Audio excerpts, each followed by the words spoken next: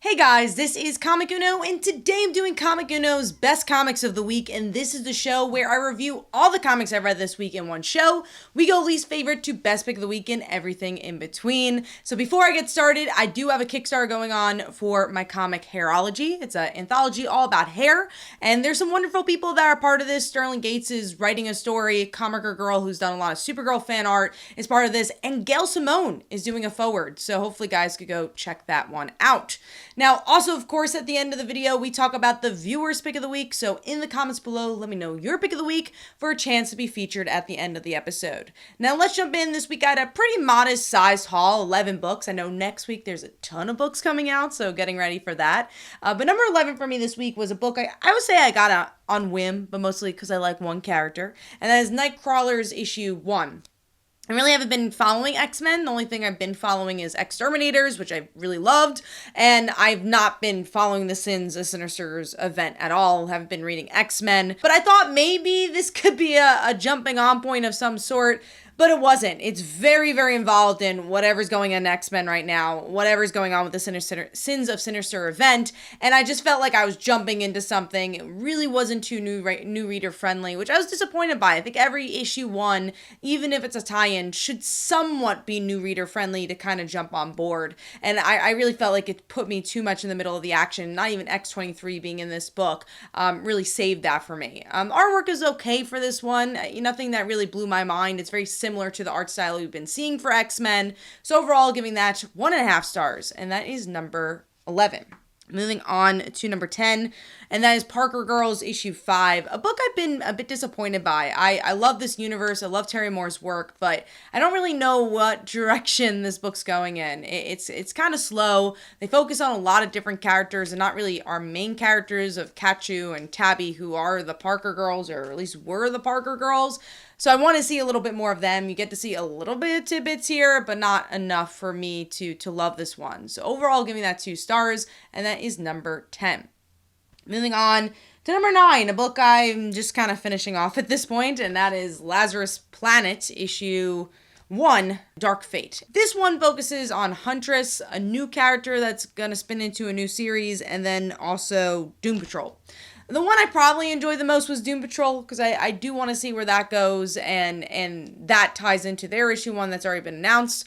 The other new character, I love that DC is trying to get new characters, and I think that's important. I don't know if this short story really did it for me. I'm also not somebody who loves like magic and spiritual type comic books, so I also think I'm just not the audience for that one. But it's cool that they're doing this whole new venture and whole new world for DC, and I applaud them for that. And then the first one's a Huntress story, and it didn't feel too connected to the JLA stuff going on. And again, we have a Huntress story, so do we need this? And it seems like it has a big event that is unfold with that.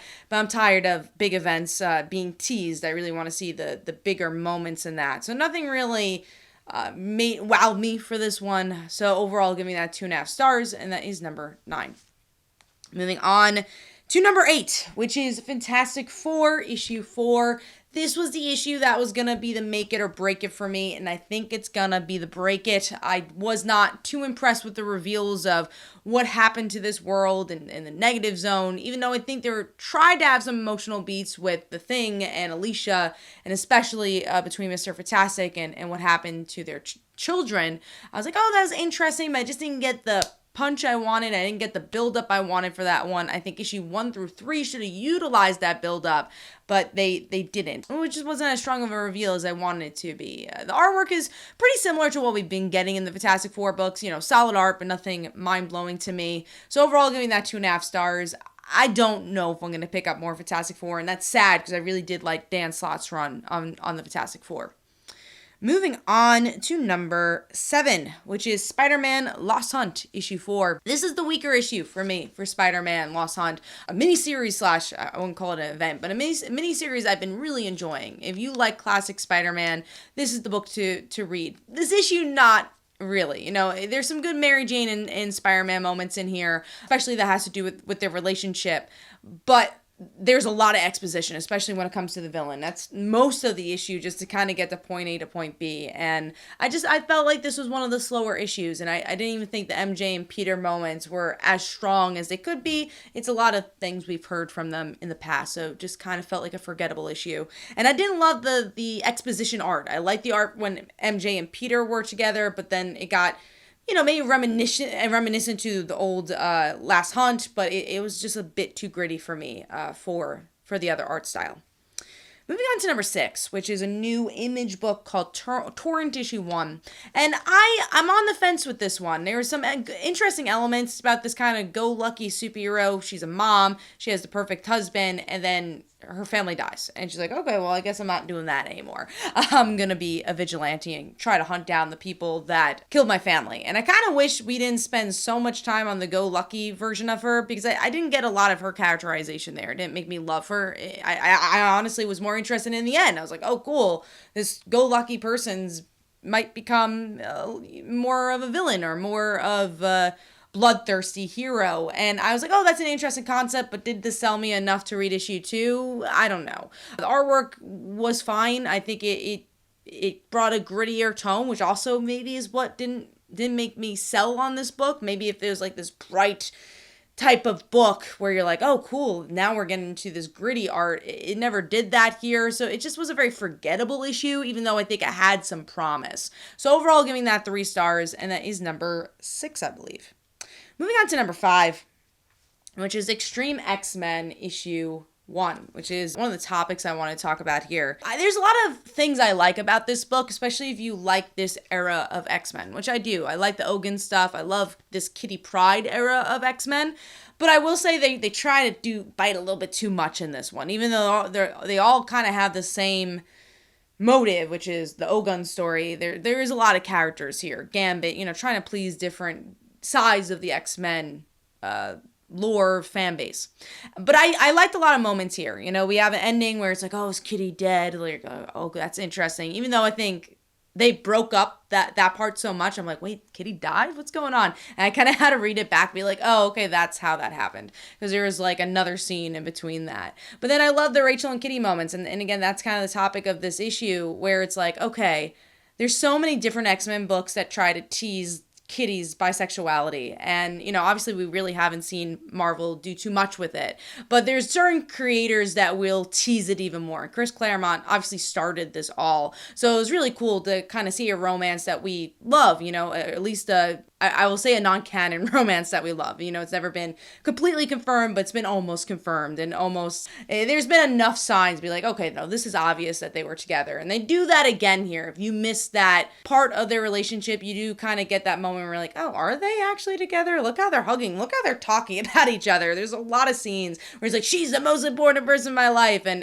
it just is very interesting to see. But then it's also a little disappointing. It's like, oh, you kind of wish you could just get a story where you're like, say it already. It feels a little queer baity that we can't fully say it. So yeah, overall I like those moments. It was reminiscent of the old X-Men, but it's like, oh, it's 2023. I kind of want to see more from that story. It does kind of feel stuck in that era at the same time, where it's like, oh, let's see that story fleshed out. That's a point of retelling this story or revisiting this era of the X-Men.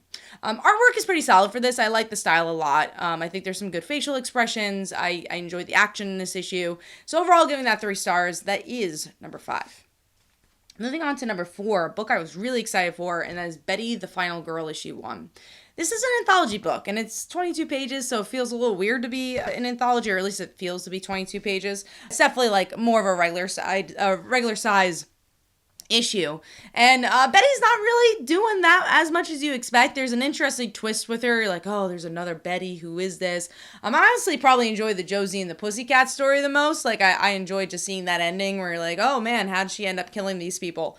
So, but a lot of it just felt like a parody of the final girl, a parody of the slasher without really saying anything. A great example of something that tried to poke fun of the slasher but said something in the long run is, movies like Scream. And I think that's what Archie was trying to do, is like, look at these Archie characters, we're going to put them in this scenario. But because there were 3 stories, it didn't really feel like any of them were too finished. I just got the visual and some of the cliches of a slasher without any of the follow through. So overall, giving that 3 stars, and that is number 4. Artwork overall was very good for the book too, which is why I put it higher on the list.